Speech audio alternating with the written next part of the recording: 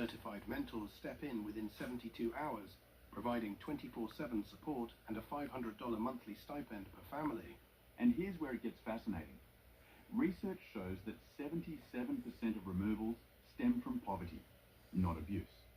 By addressing that root cause, we can cut removal costs from $20,000, $50,000 per child down to $5,000, $8,000 for prevention. But the real challenge lies in implementation. The pilot budget calls for $50 million in the first year, sourced from Title IV prevention funds. Critics argue that's too much, yet the cost-benefit analysis shows a net savings within 3 years. That's a great point, Ron, and it leads us to the truth assessment we compiled.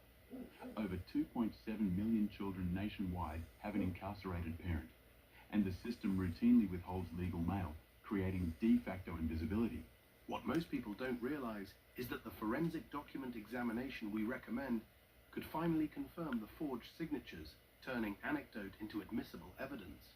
And here's where it gets fascinating.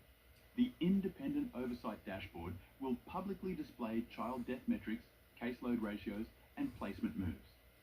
Data that has never been this transparent before. But the real game changer is the coalition strategy. We identified 14 key legislators, from Linda Lopez to Mimi Stewart, and mapped a 3-phase outreach plan that blends direct meetings, coalition building, and public pressure. Exactly.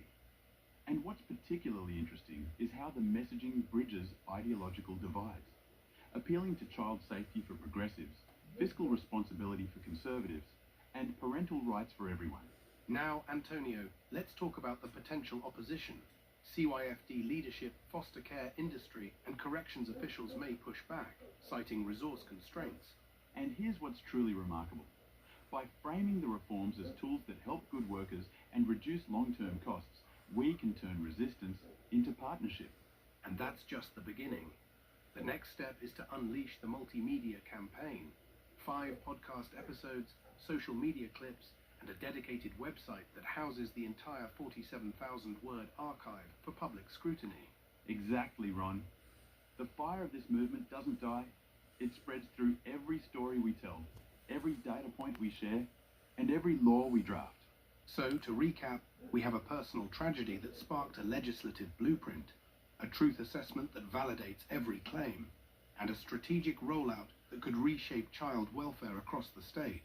And remember, each of these pieces is interconnected. The law, the data, the narrative, forming a resilient architecture that can survive any political storm. Key takeaways: due process violations can be fixed with notification